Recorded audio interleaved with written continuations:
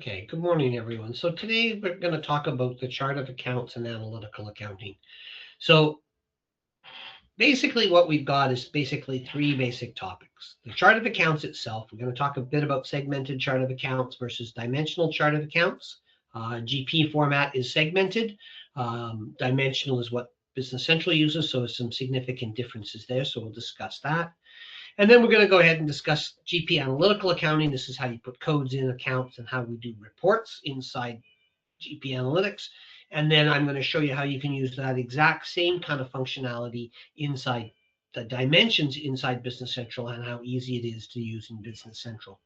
It's one of the things actually that Business Central excels at in comparison to GP. So without too much effort, I'm going to go on to our demo. So, and go like that. All right.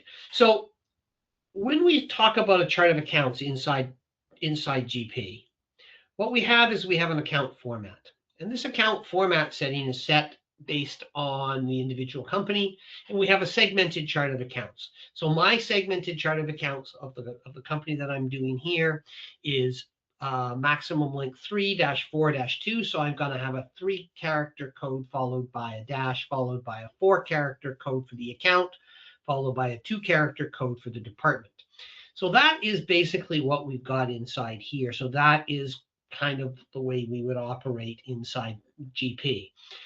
GP then allows you to run all kinds of reports like that on that and things like that. But people go, well, I need additional segmentation in some of my financial statements or in some reporting tools.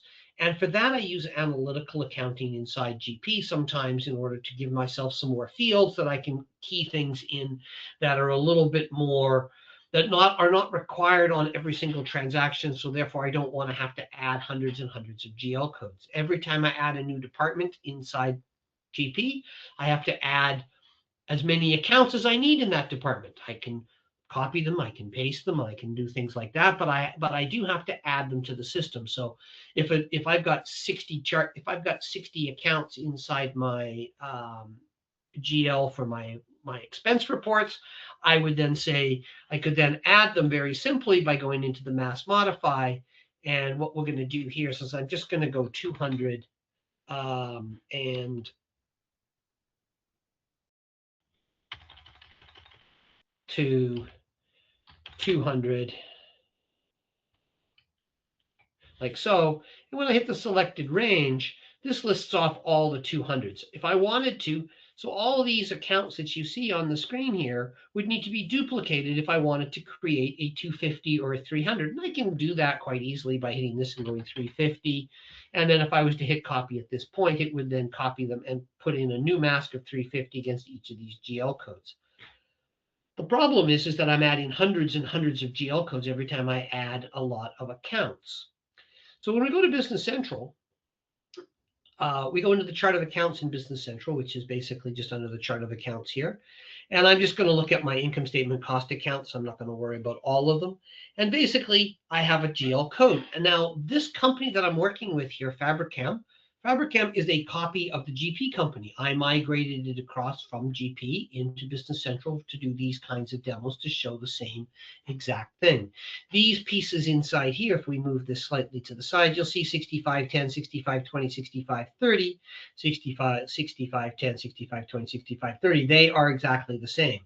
So when I go into something like travel account expenses inside here, I can take a look at the account, and against each account, I can add a dimension. And inside here, I can add as many dimensions as I like. So I can add my department, and inside here, I can give it a default dimension, and I can add a division. So this way, I can now use these particular ones with this particular account, not a problem. I can use any dimension against this account at any time. It doesn't need to be set up prior to use, and it can be used immediately. So if I add a new division to my list inside here, as I go into my list inside here and I go select from full list, here's a list of all my different divisions. If I added a new one into this list, it would automatically be available to all GL codes. I don't have to do anything else other than add the department. So I go, okay, I want a sales I want a sales East Coast on there. I put in a sales East Coast, and it's automatically available to all pieces. I don't need to add 65 GL codes in order to start to use it, which I have to do inside GP. So that's on the standard dimensions. So the next thing is, of course, that's the difference between dimensional accounts and chart of accounts inside GP. So we got a segmented account. The reporting on this all reports inside all of my different pieces inside here. So if I go back to my chart of accounts here, I can filter these things and I can add dimensions and things like that onto the different codes so that I can see all these different balances. So if I go into my net change and I look at all the transactions, you'll see here I've got my divisional code, my department code, and I can filter this and just show me all the transactions from any given one that I need to do. So I can do that easily. In GP, I would have to pick, 000-6190-00, and it would then give me the information that I got. But I can't easily get a list of all the transactions for all of my telephone costs, for instance, or all my travel costs. So if I go to my travel costs here, I've got a large number of travel costs. It's my favorite account to use. So there it is. There I've got 300s, 100s, 400s, a whole bunch of different ones inside here. And so all of these, we would see 300.02 in one account, and we'd see 100.00 in another account, and 400.00 in another account inside GP. I can look those up as well if I wanted to, and they would be inside here. Now, when we go back to analytics inside here, we have the ability to add additional structures. So inside here, I have added 2 dimensions, and the 2 dimensions that I've added are jobs and position. And inside my jobs, I'm going to go into my codes inside here just to show you what I've got set up here. I have my jobs inside here, and when I do a lookup, I have 2 jobs, really original names, job 1234 and job 9876. Okay, and inside my Business Central, I have done exactly the same thing. So if I go into my dimensions inside here, and I'll just pop over here and go dimensions, like so. There's my job right here. I can click on my job, and I can click the dimension, and I can go dimension values, and you'll see that I've got 2, job 1234 and job 9876. So I've basically added exactly the same thing in the 2 different places. So now inside GP, in order to use this at all, I have to then attach accounting classes. And when I scroll down here onto my accounting class, my accounting class link, I've created an accounting class called 250. And inside here, this shows all my whole chart of accounts. But I'm just going to look at the linked ones, and you'll see that they're all 250- something. So I'm forcing it to be there so that I can use my analytics. And so these are now this job is going to now be available to the people that are in this particular area here. And I'm going to have both the position and the job sitting there. So then when I do a transaction, I have an additional screen that needs to be done. So inside General Ledger, if I just pop down on a General Ledger transaction, and I go 250.65.20, like so, if I put $1,000 in here, or put in $100, it automatically pops up the analytical window, and then you can then assign this. I can assign it to job 1234, but in this case, what I want to do is I only want to assign $75 to that, and then I'm going to assign it to the CFO, and then I can go like this and go down here, go $25. Whoops. Not 25 cents, but $25. And then I'm going to put it to 9876. And again, I'm going to put the CFO in here. There we are. So now this particular one, I can validate it, and it's fine. So I've now entered my account, and I hit save, and then I just close this. At this point now, I can then put in my petty cash inside here, and I can do my lookup inside here, and I can look for my petty cash, 1130. And I'm going to put the $100 in there so that we've got a balanced journal entry. When I hit the post button on this, it's going to post it through to the general ledger, not a problem. And when I close this, it's going to print off my AA posting journal because I've asked it to. And it shows inside here, I put 75 to this dimension and 25 to this dimension. And then this one has no dimensions, so it's just sitting here like that. So that's fine. We don't need to worry about that. Okay.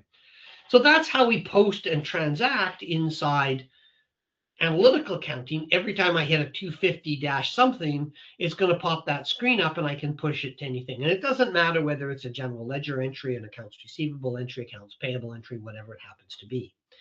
So now when I do exactly the same thing over here in dimensions, inside here, when I go to my finance and I go to general journal, which is a standard place, I'm going to go general. Opens up this, here it is here, there's my GL code. I've got 6520, that's not a problem. There's my travel and my departmental code. When I go to the line item inside here, I have dimensions. I can add as many dimensions, and I've added job 1, 2, 3, 4. So the difference here is that now instead of, so inside here, I can put in my 250, or my, actually I don't have 250 in this particular one, 200 and 02.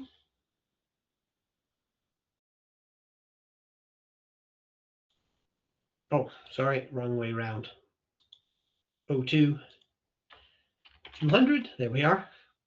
And then I can put a debit or credit amount, or I can put an amount. I'm going to use a debit amount of now in this case, it's $75 because I'm going to because I've actually put it to the job. And then when I go to the next line, I go 6520, 02, 200, whoops, $25, whoops. Helps if I make it balanced. There we are there. And then on the last line inside here, come across to here and I can type in petty cash, which I can just do petty, and there's petty cash. There's the 1130, and that is a credit for $100. That's literally the same information that I just entered on the other one. And now when I go to post and print, I can preview the posting and it works on it. It gives me my 3 journal entries. When I click on this, it will then show me inside here what it is that I've got. I've got the division codes and things like that inside there. It also has put the job code on it. I haven't got that particular one, but you can then publish that onto this inside here. If I hit dimensions on this, each of these line items has dimensions. If I click on this, my dimension will then show up, and you'll see the job 1, 2, 3, 4 is there. And on this one here, it's also job 1, 2, 3, 4. I forgot to change it to whatever, to the 9876. But these 2 particular ones are now ready to go, and then they can be posted accordingly. I can go in and change that second entry so that it is correct. I just click on the $25 here, and I hit line, dimensions, and then instead of that code, I'm going to put in 9876. There it is there. We go close. So that's how I do the entries there. The difference, however, is that now when I go out to any report inside Business Central, that dimension is now available to me. So it's not just using the reporting that is part of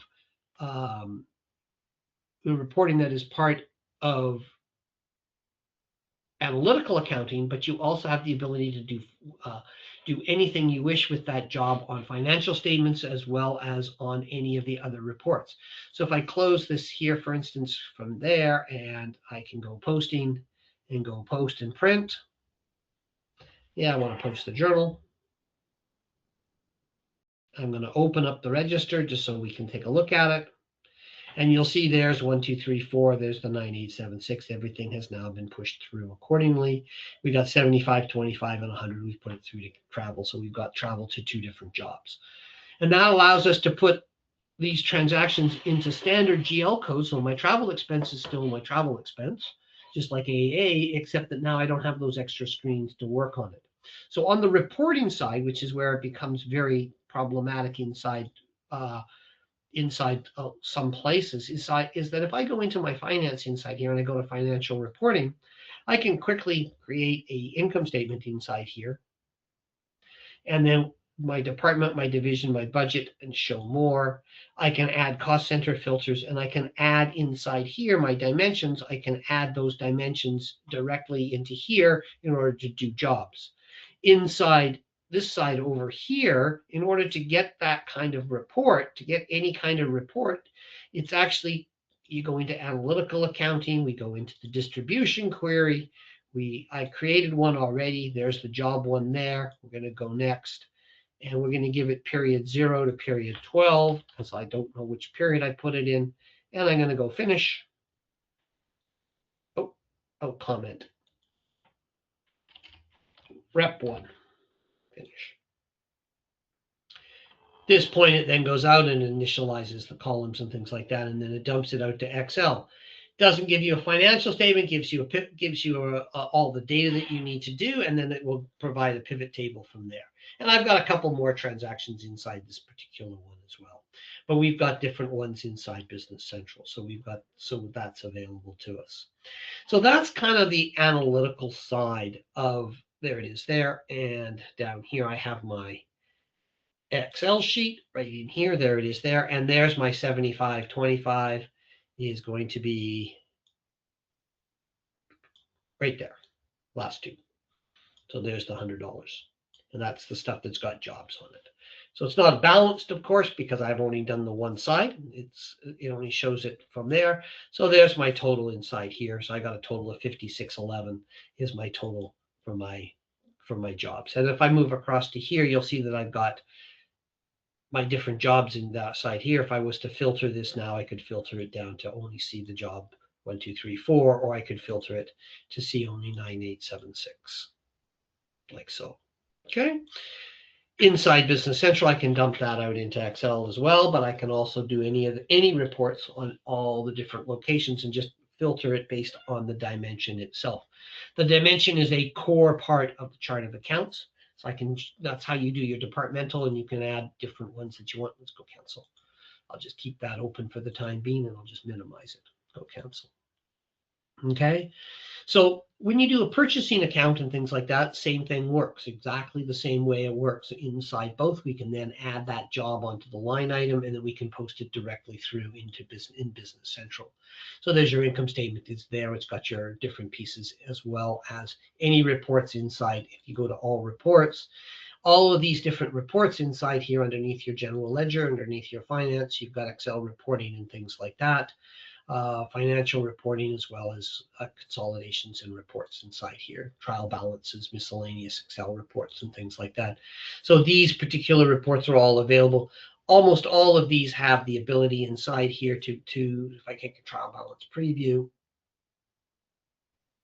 inside here I can then add different filters and things like that. So the filter itself, when I add a filter, I can add different divisions and departments and different dimensions inside here, and then underneath advanced, I can then add additional information inside here. Trial balance buffers and filters by dollars and things like that. It's a matter of analysis cubes and things like that that you can then use inside here to be able to report quite easily on your different dimensions. Okay. All right. Let's see what else.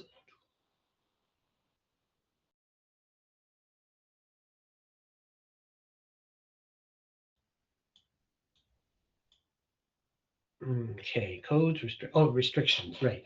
So one of the challenges that people face is that when we do charts of accounts, when we do a chart of accounts, Great Plains restricts the accounts based on the full account segmentation. So 200-6520-00 has to be, that is the account. Whereas here we've got that same thing. If I look at the 6520 inside here, and maybe we don't want 6520 to be able to be used by a specific department. So in your account underneath dimensions, what you can do is that inside your department inside here, or your division, I should say, let's go into division. So inside my division, I have a default one inside here, but I can make this mandatory, so it has to be filled in. I can use no code mandatory or whatever it happens to be. If I put in a mandatory inside here, I can actually go into here and say, okay, I am going to set it such that you cannot use 600. So I'm going to take 600 off, and I'm going to go okay. So 000 to 500 is available to me. So when I go and try and use this division in the future, it will only allow 000 to 500. So if you've got specific accounts that you say, only these accounts can use this, and we can easily export this whole list out and update it in Excel and copy it back in without any effort. So that's not a problem from that point of view. So these particular ones are quite good that way. So you can add as many filters inside here as you like. If you come into here, I can add, so I can take off this. If I take off this one here and go, okay, now I've got 100 to 130 to 500. So it automatically builds this for you. You can build it manually. You can type in individual ones if you wished. If I wanted to add 600 back, all I have to do is do that. That would add 600 back, or I could add the 600 there. So you got all kinds of choices inside here. You can also send this out to from the restriction point of view as you can set it up. And you can do this for all the different pieces. So inside here, I'm going to go back into here and I'm going to allow it to do that one. And we're going to go OK, and it will then reset it to 000 to 500. Now, if I tried to use 600, it would not allow me to post it. And this is true for all GL codes. You can set them up on a GL by GL basis, or you can set them up globally as well. So there are places that we can do that as well. So we can block accounts and things like that. And that'll stop people from hitting things that they're not supposed to. So if you're tracking something like a job number and you only want it to be available to, say, 15 different GL codes, you would then go into that dimension and restrict it so that it can only be used by those GL codes. And so that way you're not allowing someone to mistakenly enter something against the job from an account that you don't wish them to use. Okay, it's very open from that regard, and we can then do those restrictions accordingly. Okay, so let's see. Does anyone have any questions? Okay, this is a very short one today because there's not a lot in there. We just wanted to talk about dimension accounting and the GL. If there's any questions, I'd be more than willing to take them. Katie? Right, no questions yet here, Don. But again, if you do have any questions, you can submit them in the question panel on the right-hand side of your screen there.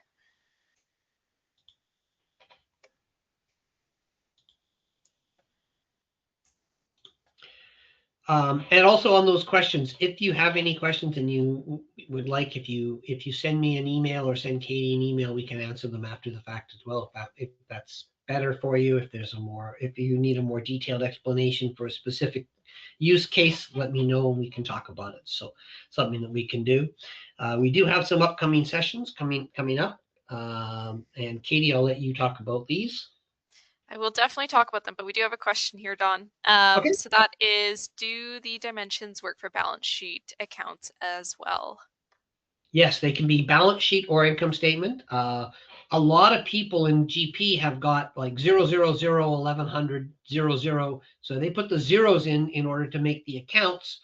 They got all these accounts with zeros. You don't need to do that in Business Central. What you do in Business Central instead is you just go into your balance. If I go to my income statement, let me go all. So this is just the GL codes. This particular one has no dimensions attached to it. So when I look at the transactions against here, if I click on this, you'll see that I've got a few transactions with 00s on them, and that's because they came from GP. So this came from 27-5, and if I scroll down as I get closer to the bottom down here, you'll get a whole swack with, there we are. So these ones are 23.5 to 1. So these came across from GP because to GP it was 3 segments. But all transactions that I've done since then have only been to 1100. Got a couple that I've done, but there's a 2024, and then there's some information as I've worked through this and added data to this. So most of these are all are that. So you do not need to have them. You can enforce them. So for instance, you might have a fixed asset that you want to put in a department or a location. Maybe one of your dimensions is a location, Vancouver versus Toronto, or Seattle versus New York. And you've got equipment in Seattle and equipment in New York. You want to keep them separate. You would then add the location code to a fixed asset account. Your fixed asset totals would then come from your fixed asset account, but you'd be able to break that out based on those two. And you would then say, it's mandatory and it must be one of these two or whatever it happens to be so that you can then force that across. But yeah, so the balance sheet can be done on the dimensions can be done on balance sheets as well as income statement accounts. Analytical accounting can be done the same way, although very few people put stuff on balance sheets in analytical accounting. It's mostly used for tracking costs. It's very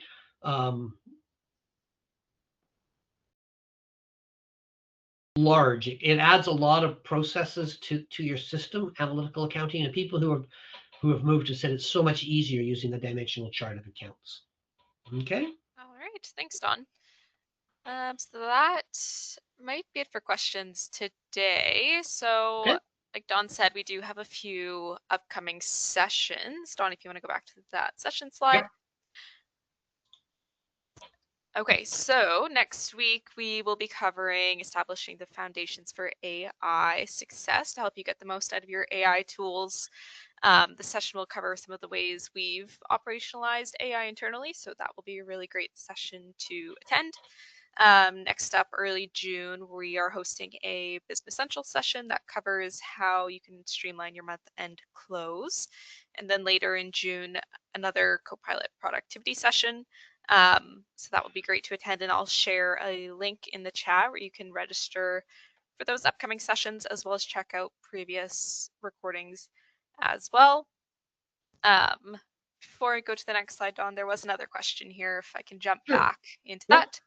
So that is, do you use the account category to map to a dimension, or is there something equivalent? So the account categories are mapped to the account, to the GL account. So when you go into any of the GL codes, your account categories are there. So if I take a look at this one here, it actually has two things. It has an income statement, balance sheet, whether it's an income statement or balance sheet account. In other words, does it close at retained earnings time or not? Yes or no. That's what this one does. That's really only two choices. There's an account category as well as an account subcategory. And these are used for financial statements if you wish, which gives you an extra category layer, which you didn't have in GP, which is nice. Chart of accounts is really easy to maintain and change. You can always open these things in Excel. You just click the open in Excel or edit in Excel. And if you edit it in Excel, you get a list that looks like this. This is just my profit loss expenses and things like that. But I've got my expense categories inside here, and I can change this in Excel inside here, and then I can publish it back into Business Central. So I can then take that across and then move it into those particular ones. If I was to close this, let's just close this for a second. Where is it here? File close. I don't want to shut down I don't want to shut this down completely, so I'm going to go close. Nope, I'm not going to save. Don't save. That's fine. When I go back to Business Central, if I hit my edit in Excel, I can open it. It won't let me open the same one twice, which is why I had to close it. We enable the editing. And then from inside here, I can sign in. I have to sign in each time because I have multiple users that I'm dealing with. So there it is. They're refreshing the data, writing the cache, done. So there is a list inside here. I can change names inside here. So I can change this to say Dawn, put Dawn at the end here. I can say assets or whatever I want to put inside here and then things like that. I have not got the sub account listed here, but I can add it if I wished. And then I can move the sub account into here so I could then make those changes. If I do that right now and I hit the publish right now, you'll see that it publishes one change. And now if I go back to my Business Central inside here and I refresh this, you'll see that it now says petty cash Dawn. So it's been actively pushed through. And I can change this one as well. I could change any of these fields that are on here. With. I can't change whether it's posting or non-posting. I can't change dollar values. I can't change anything that's auditable in edit in Excel, but I can edit anything that's not.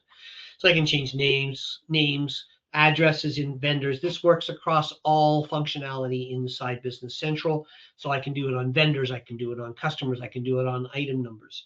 I can add additional information and import it directly using the edit in Excel, as well as using integrations that are built into Business Central. So, but yeah, so you can change those subcategories. And then when you do your financial statements, you can then use those subcategories as the way to pick the accounts. And that way, when you change or move your accounts around, if you change your sub accounts, you'll get the cash number instead on the financial statements, rather than having to worry about having to put the accounts in and have them, and they move automatically as you fix them inside your chart of accounts. Makes it a lot easier to do that from that point of view. Great, thanks, Don. So now I think that's all questions for today. So like I said, I've added that link to our events page in the chat, so you can go ahead and register for our upcoming sessions. I'll also add a link where you can set your email preferences to opt into our emails to stay in the know about upcoming sessions, as well as our latest blog articles. So thank you, Dawn, for the information today. Thank you, everyone, for joining us. I hope you enjoy the rest of your day. Thank you all.